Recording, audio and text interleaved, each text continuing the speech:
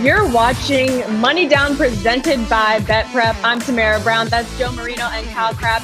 We're ready to get you all prepared for this week's slate of games. Guys, I know that when we were preparing for this show, you guys both told me that you guys are in the hole. And I think this week, I have hope you guys are going to climb out of that with preparing for this week's games. Kyle, I'm going to start with you for Notre Dame, Wisconsin at Soldier Field. You know that's my team, near and dear, close to my heart. So please, please, please, please, don't break my heart today. Kyle, the floor is yours for this first matchup. Yeah, well, I obviously knew that we were making this very exciting change, an upgrade with host situation from Chris to you, Tamara, and obviously knowing your allegiances to Notre Dame, I didn't want to break your heart or anything like that. But just to be safe, I am going to bet on both Notre Dame and Wisconsin, more specifically their defenses. The over under for the first half of this football game is 21 and a half points. These are two really good defenses with underwhelming quarterback play on both sides of the ball. So give me under on 21 and a half in the first half. I got this locked in myself at 23. It's been coming down. I think that kind of tells you that the trends or expectations here, a little bit of wind in the Windy City in Chicago, Soldier Field. These two quarterbacks combined have 7 completions through 5 joint games, 20-plus yards downfield, and they're all by Jack Cohn. Wisconsin runs the ball 64% of the time. Notre Dame is passing 60% of the time, but their top 3 leading receivers are the tight end and their top 2 running backs on the depth chart. No wide receiver has 9 or more receptions on the season thus far through 3 games. Wisconsin also getting Leo Chenal, linebacker, back after missing the first 2 weeks of the season with COVID. So all of these combustible elements, I think this is going to be a slow burn game. I really like the feeling out process. Kyron Williams has a big knack for hitting home runs in the second half of games. So I took the first half under 21 and a half before Kyron Williams kind of juices this score a little bit. Kyle, thank you for not breaking my heart. Gotcha. I am super excited about today's matchup against the Badgers. I'm, of course, going with Notre Dame always. But Joe, I know that not necessarily anymore, but they do play a lot of ACC teams. So I know that you're very familiar with Notre Dame. So I'm hoping that you're going with Notre Dame on this one, right? Listen, Tamara, the thing about you is that you have a lot of teams that you like. You like Miami, Virginia Tech, Notre Dame. So, I'm bound to break your heart at some point here in this journey together on the money down, but not today. I'm in on the Irish. I like them plus 6.5. I'm getting points with Notre Dame. It's a Jack Cohn revenge game. The Badgers last week, they were idle. They come into this game with extra rest, and I don't know that this early in the season that's going to help them. I think you want to get your rhythm, and taking last week off, I don't think necessarily sets themselves up well to put their best foot forward today. Came off that loss in week 1 against Penn State. They beat Eastern Michigan like they were supposed to in week 2, but kind of like Kyle here, I don't trust either offense in this game. I think I trust Notre Dame's a little bit more. I think they're a little bit more balanced up front. They do have a little bit more in the passing game in my mind. And what I'm really clinging to in this game and buying in on Notre Dame is I think when you look at what they have the difference makers. They have Kyron Williams at running back, Michael Mayer at tight end, Kyle Hamilton at safety, Isaiah Foskey on the defensive line. I just feel like they have that advantage. They've been playing now for 3 consecutive weeks. I'm in on the Irish with the points here in this one. Joe, do you think not having Kurt Hinish is going to affect the way this game goes today? It's not helpful, right? I mean, especially, Wisconsin's going to run the football. You wish he was there. But I still think Notre Dame has enough. And especially when you're talking about what I think is going to be a tight game, a lot of defense, the fact that they do have Kyron Williams and Michael Mayer, that's kind of what I'm clinging to for the Irish and them being able to potentially win this game. But, for the betting purposes, I just need them to lose by less than a touchdown. Well, I'm sure the are going to be correct. Shamrock Series game in Soldier Field. Now, let's move on to game 2. This one, an SEC head-to-head with Arkansas and Texas A&M. Joe, I had you second in the first matchup. I'm going to have you start with this one. Joe, who do you have in this SEC matchup today? Yeah, I like the Aggies -5 here. You got to love the start of the season for Arkansas. Convincing win over Texas. They handled their business against Rice and Georgia State. I really like Sam Pittman as a coach. Barry Odom doing a nice job with that Razorbacks defense. But Texas A&M, they've not played to their expectations so far this year. 3 tune-up games. They barely squeaked by Colorado. They haven't lost yet, but they definitely haven't played their best game. But I do think that they do have a talent advantage in this football game, and there's going to be some mismatch opportunities for the Aggies. I think that they can handle Arkansas's best offensive player, which is that wide receiver Traylon Burks. The A&M defense has been terrific so far this year. I think they're coming into this game with a lot of confidence. As far as their offense goes, Zach Calzada now in his third start, I thought he got better in his second start, a lot of growth week to week. I think that continues this week against Arkansas, and it's just buying into the talent advantage that Texas A&M has in a neutral site game to kind of put it together and play their best game after having 3 tune-ups to this point. And I'm not sure I'm ready to buy in on Arkansas being able to knock off Texas and Texas A&M, twice in a 4-week stretch. All right, Kyle. He doesn't have hope and faith in Arkansas after seeing what they did to Texas. That wasn't enough for him. That was a fluke for him. But Kyle, who do you have between Arkansas and Texas A&M? SEC matchup in another neutral site, just like Notre Dame, neutral site. Who do you have? As you can see here on the game trends, courtesy of BetPrep, it's something's got to give here. A&M 4-1 against the spread in their last 5. Arkansas 8-2 against the spread after covering their previous game in their last 10. Fool me once, shame on you. Fool me twice, shame on me. I faded Arkansas against Texas. I'm not doing it. I'm taking Woo Pig getting 5 points in this matchup. So go ahead and put me down for Arkansas. Here's the thing. Both of these defenses are really good at limiting explosive plays. So I do expect this to be a closely contested game. But Joe mentioned Zach Calzada at quarterback for Texas A&M. He mentioned getting better in his second start against Rice, and he completed 52% of his passes through those first 2 starts thus far. He averaged 4.8 yards per attempt on 38 attempts against Colorado. Here's A&M offensively. They're really struggling to kind of find their identity. They have a negative EPA this season while both running and passing the ball. Arkansas runs 63% of the time, but they have a positive EPA in both phases of offense. They have 5 players with over 100 yards rushing through 3 games. They have balance, including the quarterback, and they've got Treylon Burks as a big play, explosive guy. They run their passing offense through him. So you're telling me I can get Arkansas with some of these talented players, Jalen Catalon on defense, getting 5 points in a neutral site game when I think their offense is more balanced and they know their identity better. I'm going to take Arkansas in this matchup. All right, so you're going with Notre Dame in the first set of games. Now we've got an ACC matchup. You guys know I love the ACC. I'm big on the ACC. Joe covers the ACC. So I'm going to have him go second because it's an unfair advantage. And I don't know, Kyle, did you get some tips from him before making your pick for this one? Yeah, so Joe and I were obviously competing here on Money Down, but I still value and respect Joe's opinion. And I do not forget the 2019 college season, which we picked every game between that involved a ranked team for the season. And over 200-something games, Joe had a freaking 60% hit rate, right? So I still care what Joe has to say. But I'm looking at this game, and NC State at home getting 10 points. It's kind of tempting to me. Clemson, they've really struggled offensively to find explosive plays. They've got a lethargic offense thus far. But then again, North Carolina State, they laid a total egg against Mississippi State, and they burned me, and I haven't forgotten that. So here's what this game comes down to for me. I'm taking Clemson minus 10. They've won the last 2 matchups by a combined score of 96-17. I understand Clemson's not the same animal that they've been in years past, but I really trust Brent Venables to heat up this NC State passing attack. NC State has a 37.7 passer rating under pressure this season. Venables has, he can heat you up with the best of them, and they have a talent advantage there. So I'm taking Clemson. I think perhaps this is the week where we see DJ Uiagalelei kind of find his rhythm. He's got these big-bodied receivers.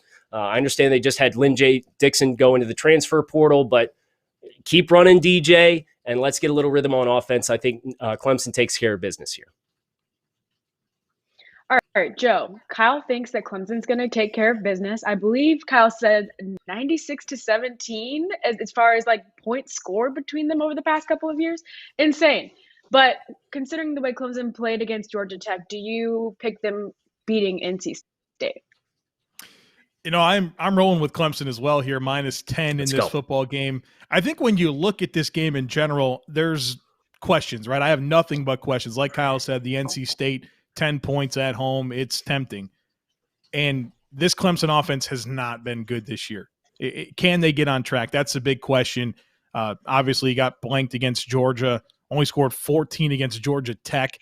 But here's what I do know about Clemson. Defensively, they are exceptional. It's as talented of a defense as there has ever been at Clemson. And who is this NC State team? Like, we were ready to buy in a little bit, look good against South Florida, laid an egg against Mississippi State. I wanted them to play a lot better. They lose Peyton Wilson, the heart and soul of their defense at linebacker, and that's a big hit for them. And I think that'll be helpful for Clemson's defense or offense to get on track. And so I'm going with what I feel best about. It's that Clemson defense being able to really limit what North Carolina State can do on offense. There is big-time talent at every single level of that defense, an elite defensive coordinator in Brent Venables. And so can Clemson score enough? They've got talent. I know that it hasn't clicked to this point. There hasn't been the big plays. Receivers aren't getting open, but they are all five-star receivers. They got Will Shipley now getting a bigger look at running back with Lynn J. Dixon kind of on the way out. I think there's enough that can work together here that this is the week things start to click. And that's been something that's worked for me this year. Not a lot has, but when I do buy in on talented football teams coming together at the right moment to play their best game, that has worked. I'm counting on Texas A&M doing it. I'm also counting on Clemson doing it this week. Let's not forget Miami last week. Well, let's not forget Notre Dame last week, who covered against Purdue. Okay, that was about the Heat. That was about the South Florida Heat. I miss that South Florida Heat so much, so much right now. So we're not going to talk about. We're going to move on to Tennessee, Florida. I know you guys said Clemson. We don't know who this team is. We're still waiting for them to show up and be the team that we know that can be with all the 5 stars. Do we see that same thing right now with Florida and Tennessee? Florida coming off that close game with Alabama. Did we really see what they were capable of last week? And do we see them winning against Tennessee? Kyle, I'm going to start with you. Yeah, so the over-under on this game is 64.5 points. And in this series, they've gone over 64 combined points 3 times in the last 15 years. So I understand these are unique teams. I know Joe and I, in kind of prepping for the show, he had mentioned, and I don't want to steal his thunder here, so that's why I'm giving him credit for this, Alabama and Florida combined for 60. If they're going to combine for 60, why am I supposed to believe that these are going for 65 plus? These offenses do run with a little bit of tempo, but most of their success offensively comes on the ground. So if you eliminate some of the explosive plays, I do think, this could be a game where there might not be a lot of punts. There may be some offensive success, but as long as we're not seeing a track meet here where we're sprinting up and down the field in Ben Hill Griffin, then I'm going to take the under on this football game. 64.5 is a very big number. And the historical trends over the last 15 years says this is a 1 in 5 chance based on how these teams have played each other recently. So, Kyle, I'm guessing you didn't want to get burned on this one. That's why you went that route. Correct. Yeah, I look at 19.5, and like you said, I don't know who either one of these teams is yet, right? Like Tennessee, we're expecting a low-scoring game against Pittsburgh, and that turned into a track meet. Florida, they gave Alabama a much tougher run than we thought we did. So 19's a big number. I'm not really confident in exactly where each team is, so I'm just going to play the odds on the points. Joe, Kyle said he's not confident with where either one of these teams stand. Tennessee or Florida, not confident in it. Are you confident in either one of these to pick one today? Well, if I had to pick a team, I'd go with Tennessee plus 19, but I don't have to do that, Tamara. I get to pick whatever I want. And what I want to pick is the under on this game, just like Kyle, under 64.5. Tennessee's coming into this game with a backup quarterback in Hendon Hooker. You know him from Virginia Tech, not that good, right? Emory Jones, an underwhelming passer so far this season for Florida. The best thing that both of these teams do, like Kyle mentioned, is run the football. They're combining for 559 rushing yards per game so far this season. And I think when you look at both teams, one of their strengths is a defensive line. Tennessee's got a couple of really good players in Aubrey Solomon and Elijah Simmons up front, Brenton Cox up front for Florida. They've got guys up and down that defensive line as well. And, like Kyle mentioned through our conversation, Alabama, Florida, they combined for 60. I don't know how these two teams get to 64 without some level of explosive ability in the passing game.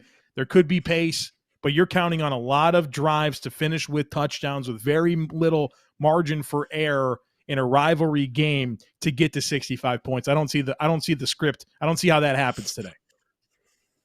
You two have pretty much been on the same page throughout all of these, obviously, except for Arkansas AC matchups. Now we're going to the Big 12 with Oklahoma and West Virginia. West Virginia, obviously, coming off that big win against Virginia Tech. Very unfortunate. I'm not thrilled about it. Hopefully you guys don't rub it in too much when I toss it to you. But, Joe, Never. Let's start with you since we've had Kyle start for the last two. Joe, West Virginia, Oklahoma, where do you sit with these two teams?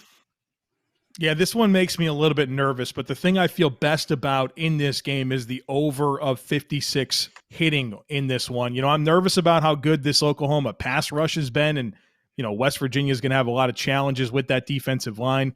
I'm nervous that Oklahoma is showing some signs running the football. And so those are kind of the things that make me want to stay away from the teams covering or not covering. But I do like their ability to score points. And I can talk myself into a lot of different outcomes here, but what I'm clinging to is, despite the fact that we always perceive West Virginia as this Big 12 team that actually plays defense, Oklahoma this year has posted 40 or more points in 7 of the last 8 meetings of these two teams. And they've had a stretch of 4 50-point performances. So if Oklahoma can just get me to 40, I only need like 17 or 20, not that many points for West Virginia to do their part for the over to hit here. I like the over. I know my math was off there. Don't laugh. It's not that guy. It's palatable. It's palatable for this Mountaineers team to score enough for the over to hit in this football game. All right. Hopefully West Virginia faithful is listening to you and will bring your wishes to come to pass there, Joe. I don't know about that. I am, not wishing well for West Virginia after what happened last week. But it's okay. Kyle, hopefully you're not going with West Virginia, but if you are, what do you have?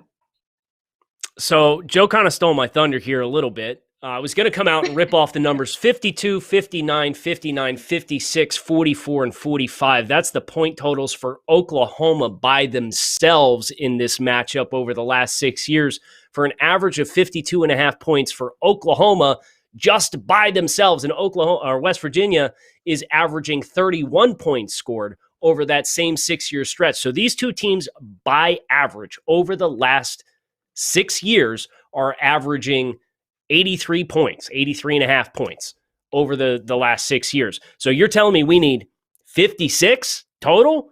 Like, historically speaking, this turns into a track meet. I understand Oklahoma's trying to find their rhythm. This is not a Baker Mayfield, Kyler Murray type Oklahoma team right now offensively. I understand that, but I'm getting like nearly 30-point buffer versus what the average score is over the last 6 years. Oklahoma's going to have a get-right game. That's just, they're too talented to continue to perennially, weekly frustrate you to this degree. West Virginia, they're outside the top 100 in FBS in coverage grading and pass rush, according to our friends over at Pro Football Focus. So that does not bode well for West Virginia playing defense and keeping this score low.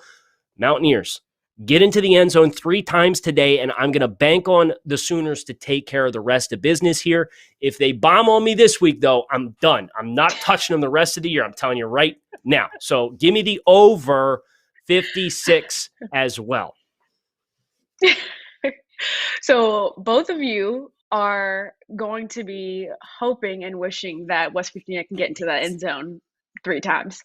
I don't know. You guys might get burned there. Hopefully it's not another Texas situation, but it's okay. Let's move on to LSU, Mississippi State. We're back into the SEC with these head-to-head matchups. I'm super excited. Then we're getting into conference play. Let's go. Joe, it's your turn. Yeah, I'm playing a lot of over-unders this week, and I'm doing it again here in this game. I like the over 56 points. LSU quarterback Max Johnson, he's coming off his best game of the season. The young offensive weapons that the Tigers have, they're starting to show. Look, confidence is a big thing, Kyle. It's a big thing. They played a college football team, and their quarterback played good, and they Directional needed that. Michigan school, I believe. Listen, Keyshawn Boot, he's a rising star wide receiver for LSU. They have an experienced offensive line, and LSU is without Derek Stingley in this game, and that secondary ever since 2019 has been very, very suspect. Now they're without their best player, and I think that will help Mississippi State score and move the football. I know that their quarterback has not really pushed the ball down the field this year, but maybe there's going to be some opportunities against LSU because it feels like every team has opportunities to work the football down the field against the Tigers. And these teams are going to play with a lot of pace, both of them. And I think that's going to lead to a lot of points. This game reached 78 last year.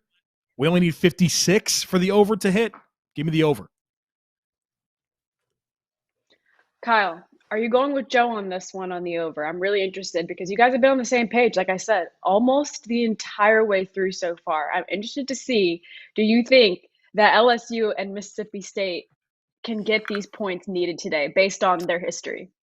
Yeah, so I have a thing here on the side with bullet points and talking points on things I want to bring up for each game. And the top bullet point for this game is do not put actual money on this game. I have no idea what the hell is going to happen here. But Joe mentioned Stingley is out with a hamstring issue. It's the same thing that they have for the preseason. We might not see him again this season.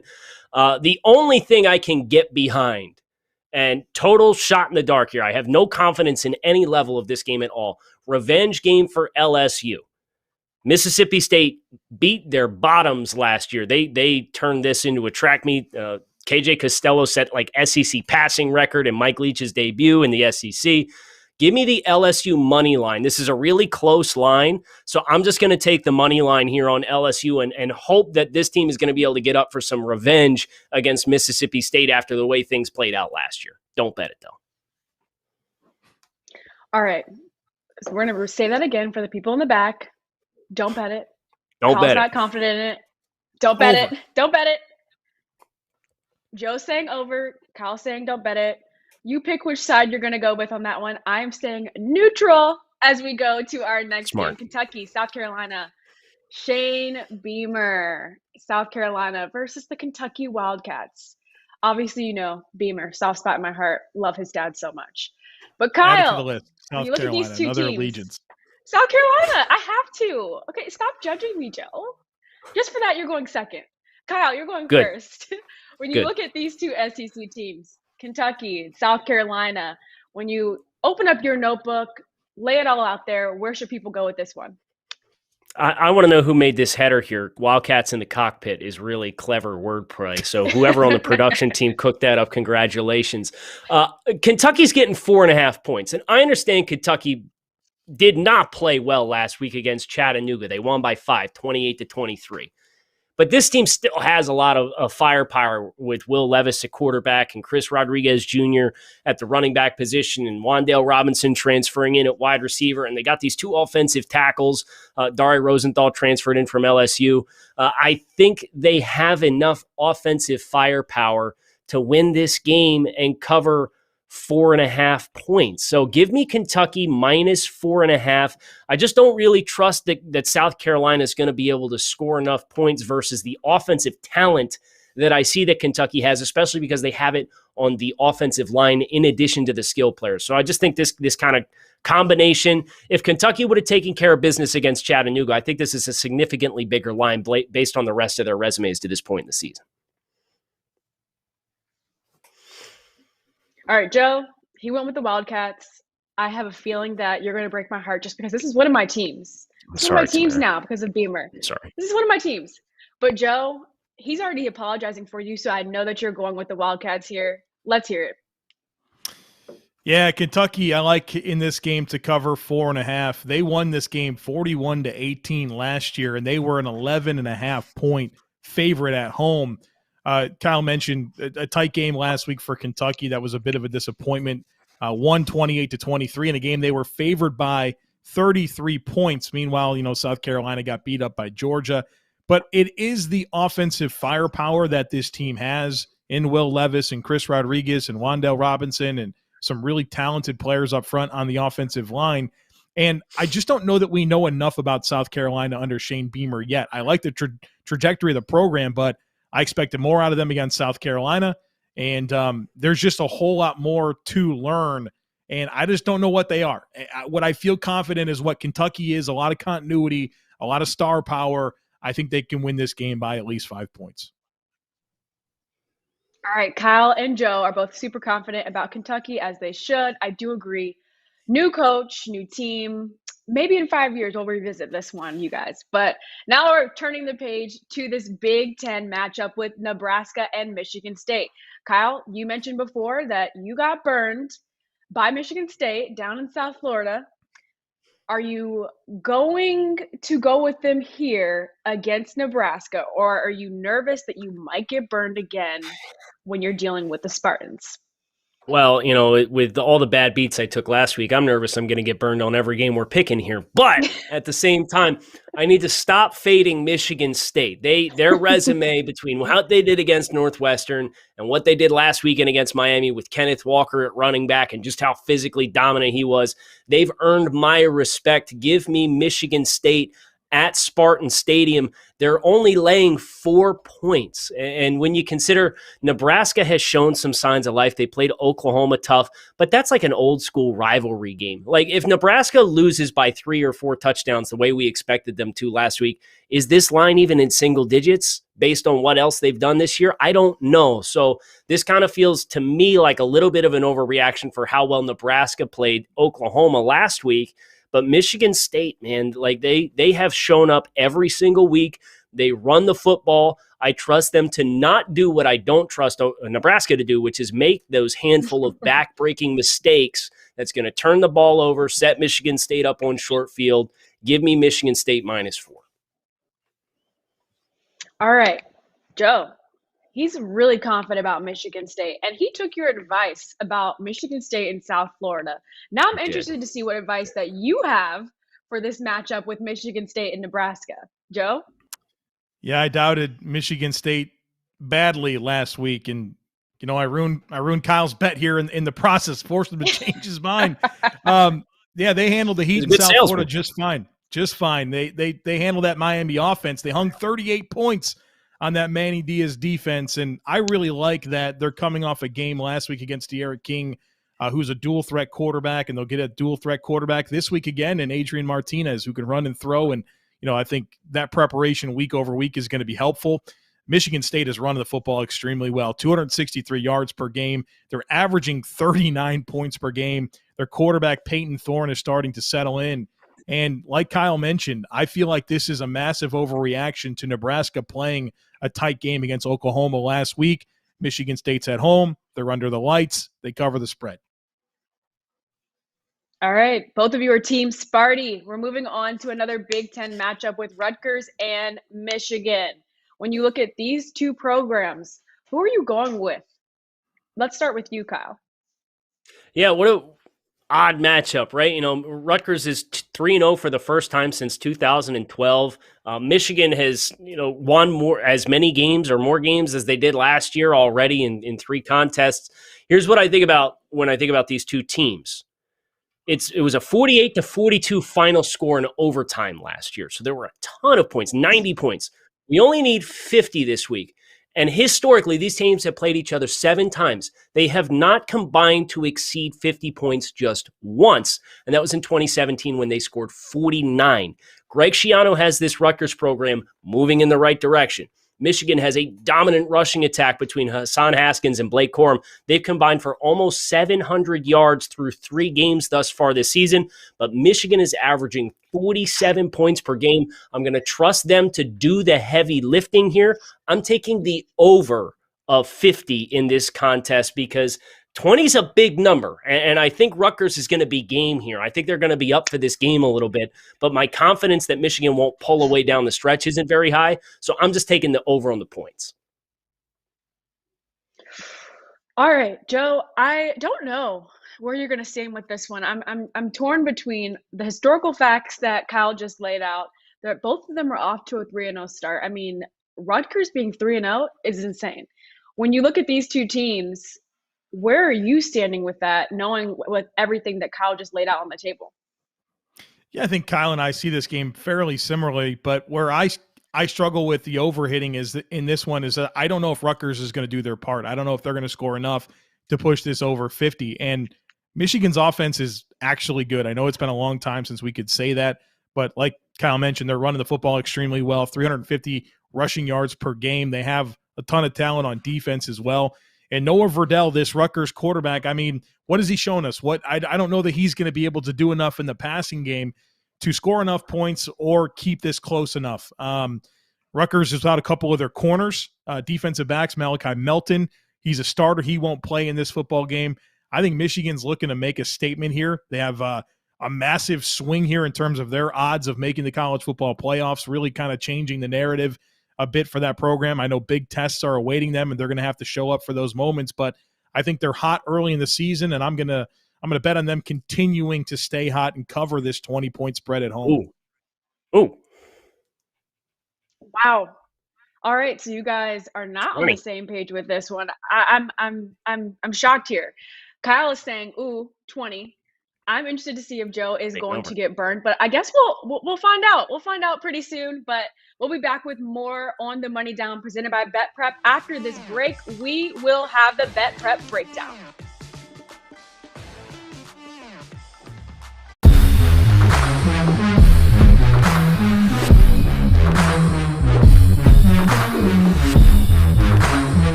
Kyle Krabs of the Draft Network here to take you through my second 2022 NFL mock draft of the season. Let's go.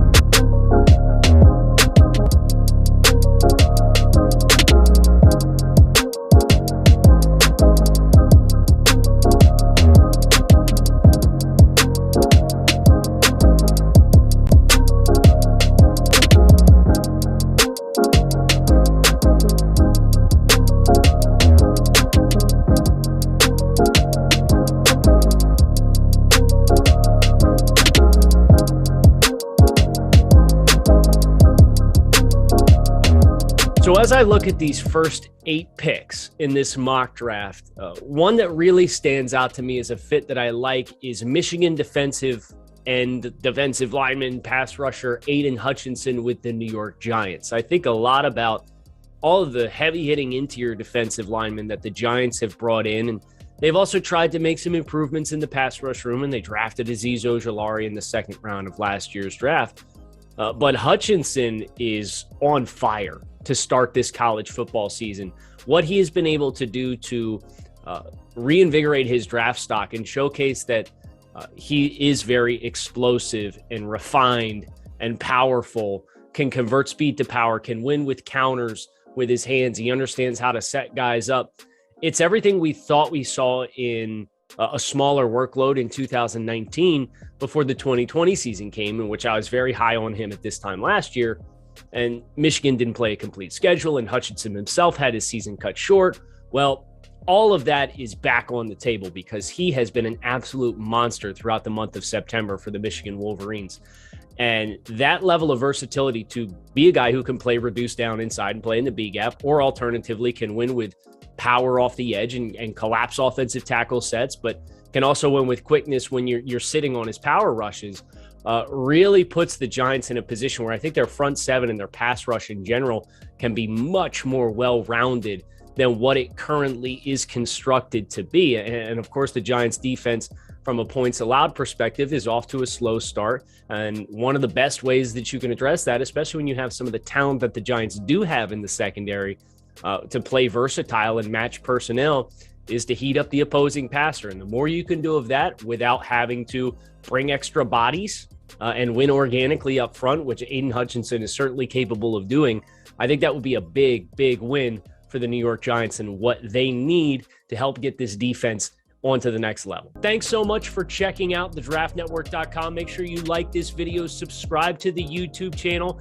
and visit thedraftnetwork.com for all of your NFL, college football, and NFL draft needs.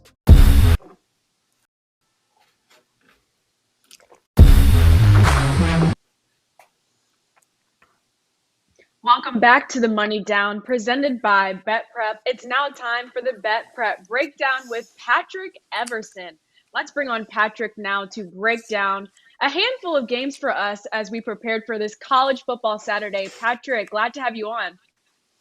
Great to be on, Tamara. Thank you all for having me. So Kyle and Joe gave us their initial picks earlier on these slate of games, but I would love to have you break down for us where you stand or where everyone watching should stand with this Notre Dame-Wisconsin matchup at Soldier Field.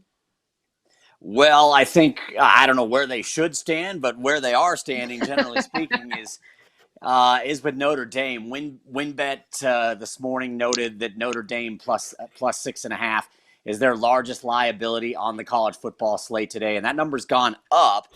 And at most books I've talked to, it's gone up because of early sharp play on Wisconsin.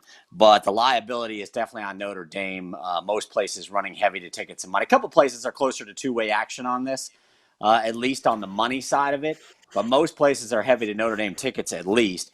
And Scott Shelton at BetMGM Nevada pointed out that the money line is really popular with Notre Dame because it's, there are not too many opportunities where you get plus money on the money line with Notre Dame. So he said the money line is actually far worse than as far as tickets and cash is far worse than the spread betting. They're all over Notre Dame on the money line. All right. You heard him all over Notre Dame for this one. Now let's go to Texas A&M and Arkansas. We had a neutral site matchup in that first one I just asked you about. This one is also a neutral site with Texas A&M and Arkansas. What are the books saying about this one, Patrick? It's another public dog, according to Scott Shelton at BetMGM Nevada. Notre Dame, obviously the first public dog. And it's a situation where tickets are 2-1, money 4-1 on the Razorbacks. And this number actually bounced around a little bit, 5.5 to 4.5 A&M, back to 5.5. Now this morning at BetMGM Nevada anyway, up and down the boulevard here, sitting at Texas A&M 5. But again, Scott said, looks like another public dog, although there was some sharp play to get this all rolling on Arkansas at plus 5.5. Wow. All right, Iowa State, Baylor, Patrick. What about this one? Well, let me flip through my notes here and get to that game. So a little bit of bouncing around here. Just Iowa State 6.5 to 7.5, then back to 7. Scott said actually really good two-way on the ticket count. Money running about 2-1 on Iowa State. So they're, the lean is definitely toward the road favorite today. But there's certainly been some activity on the home dog here, Baylor Bears, two-way action on the ticket count. So you said Iowa State and Baylor has been bouncing around a ton. I'm interested when you look at UCLA and Stanford. 6.5 to 7. Sorry. Okay. When you look at UCLA and Stanford, I'm interested to see where that stands simply because UCLA is coming off that loss to Fresno State. Where is everything standing when you look at this matchup, this divisional matchup between these two teams? Yeah, they're definitely on Stanford here. This game opened UCLA -6 at BetMGM Nevada, down to -4. Scott Shelton said it stopped everywhere along the way, 5.5, 5, 4.5. He said a few more tickets on UCLA, but money running 2-1 Stanford. Sharp play on the Cardinal at +5 and +4.5. So even lower than they didn't necessarily get the best of all numbers there, but sharp money helped drive that number down, and they're definitely buying into Stanford this week. Maybe some recency bias, but some of these sharp players don't tend to lean on just recency bias for making their decisions. So some interesting action on that game, no question, in the Pac-12. Thank you, Patrick, for running through today's BetPrep breakdown. We are so happy to have you on today. And listen up, Stanford Cardinal. You heard him here first. Definitely go with the Stanford Cardinal in that game versus UCLA in the Pac-12. We'll be right back with our Go Pick Twos and our big bets right after this break.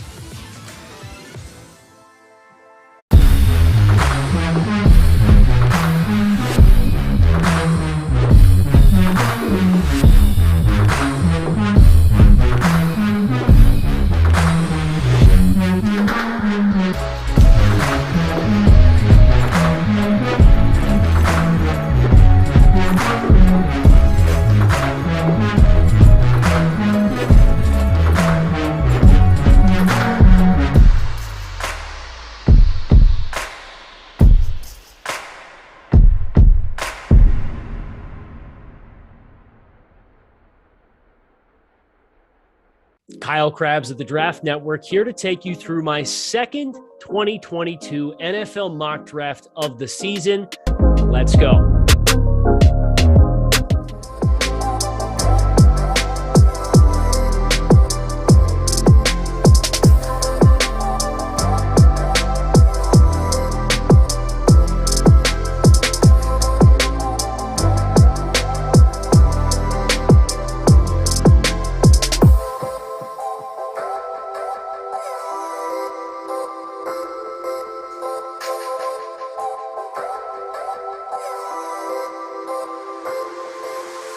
Looking at picks 9 through 16, there's a fit that I really like, and it's Desmond Ridder, the quarterback from Cincinnati, to the Washington football team, who by the time this pick is made, seems like they're no longer going to be the Washington football team. They're going to rebrand the franchise. And what better way to usher in a rebrand than to bring in a new franchise quarterback? And we could say what we want about how fun of a style of play Taylor Heineke has at the quarterback position. And obviously Ryan Fitzpatrick was never going to be anything more than a stopgap, but Washington swung and missed with Dwayne Haskins not that long ago.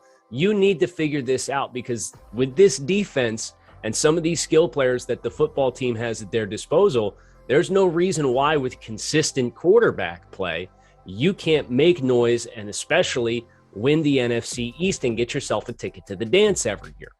What I like about Ridder and his fit with Ron Rivera and the Washington football team is Ridder is prototypical size. He's 6'5", but beyond that, he's a really good athlete. And young quarterbacks that transition into the game these days, so many of them, when they have success and they hit the ground running, it isn't because their process is consistently good. It's because they're a good enough athlete that they can win off script. They can get outside the pocket. They can win as a runner. They can keep opposing defenses off balance in different ways other than just pre-processing the field, understanding where they need to go with the ball, and then getting their eyes in the right place as soon as the snap is taken. And Ridder, he's taken some really promising steps as a passer thus far this season from a consistency perspective.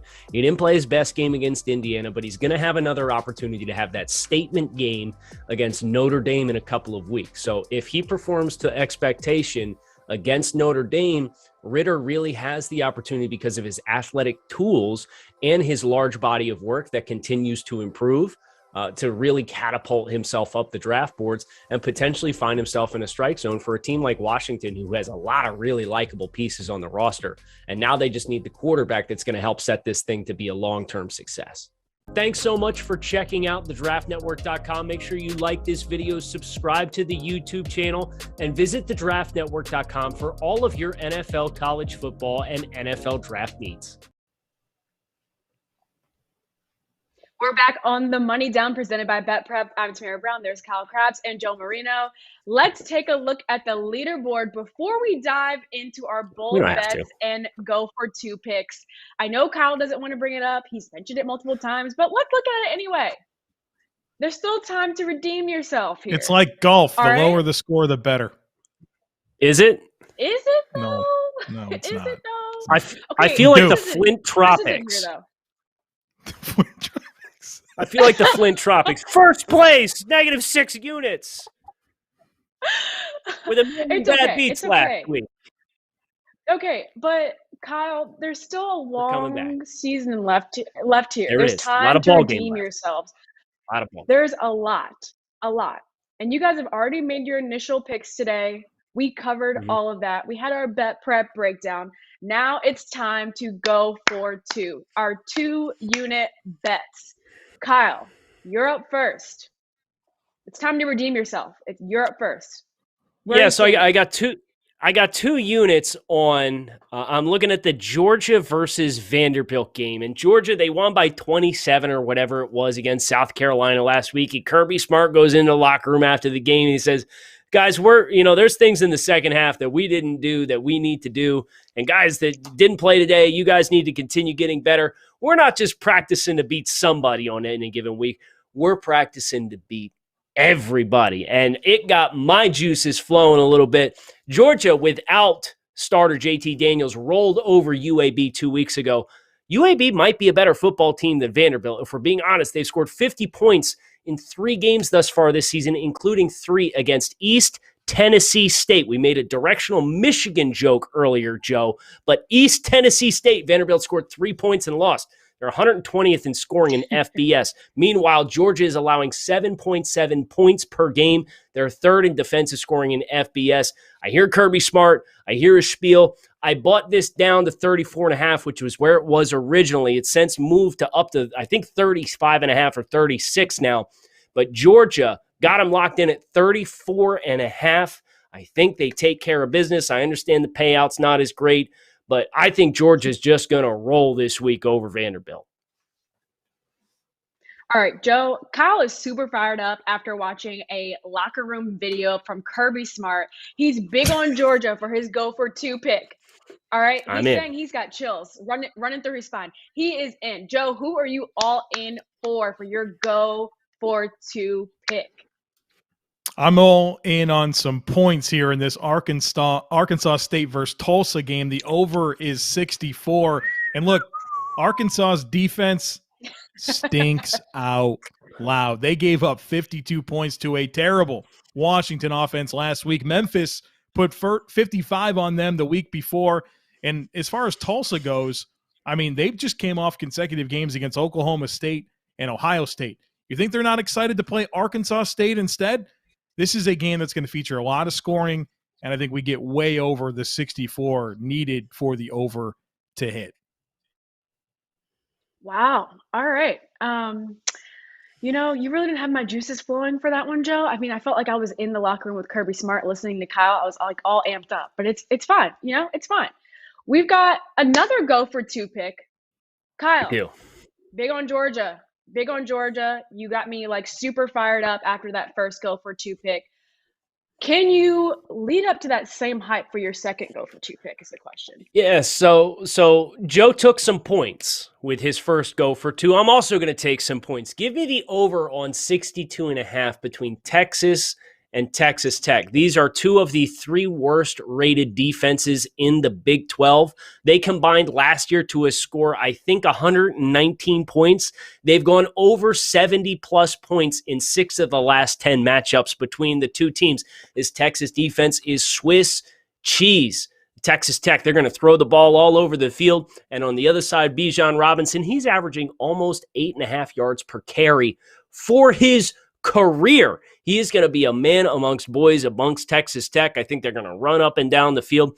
2 teams, they're also very efficient at finishing drives with points. So all of that combines for me, historical track record, personnel, efficiency ratings.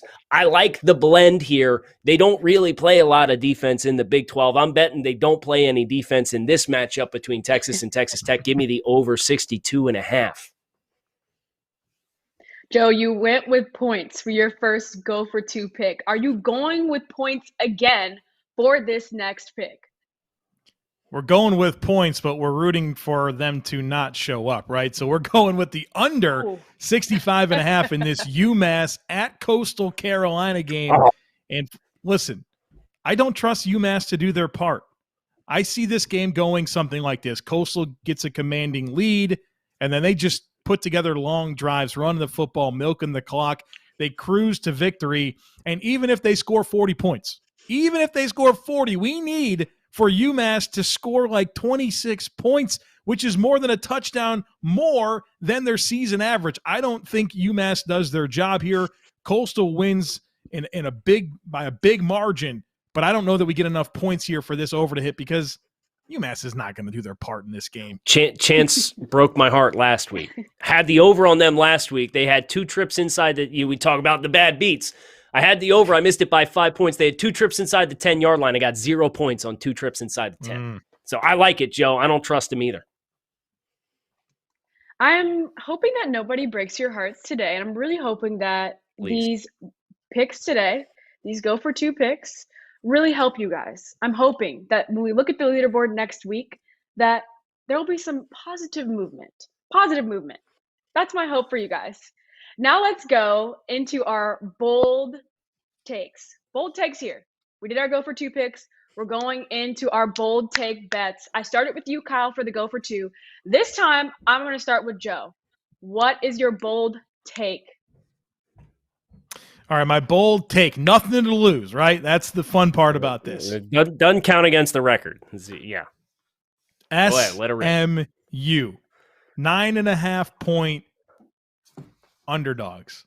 They win. They beat TCU today. It's the 100th edition of this rivalry. We missed it last year. Back on track. SMU quarterback Tanner Mordecai, he's hot. He leads the nation with 16 touchdown passes. TCU did not handle Cal as convincingly as they were supposed to. They were idle last week. Meanwhile, SMU had that big emotional win over Louisiana Tech with a Hail Mary to Reggie Robertson. I'm buying in on the offensive firepower of SMU in a rivalry game to come into TCU and claim an upset on the road. All right. You sound like you're a big SMU guy, Joe. Big SMU guy. But Today nothing to lose here. So no judgment. Nothing to lose here. Kyle, nothing to lose. Yes. What is your bold take bet? This doesn't affect your leaderboard. So yeah.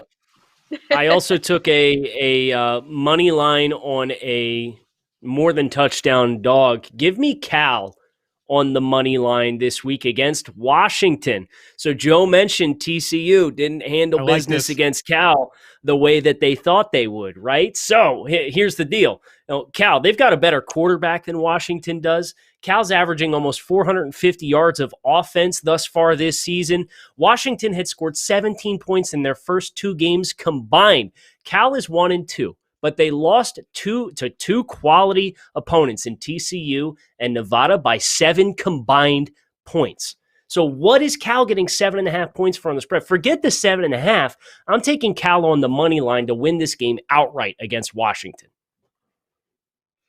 Wow. We're ending this one with a bold bet on the money line. Outright win. You heard it here first. Cal is going to win this one. And I don't know about that, but I'm going to go with you. I'm going to trust you, Kyle. Have some faith. In this Pac-12 matchup. I'm going to have some faith. No hearts will be broken. Leaderboards will be better next week. That wraps up this edition, this college football edition of the Money Down presented by BetPrep. We'll be back tomorrow with another edition of Money Down, but this time the NFL side of things. We hope to see you right back here tomorrow for the NFL Money Down, and join us right back here next week to talk more college football with Joe Marino, Kyle Krabs, and Tamara Brown. We'll see you next time.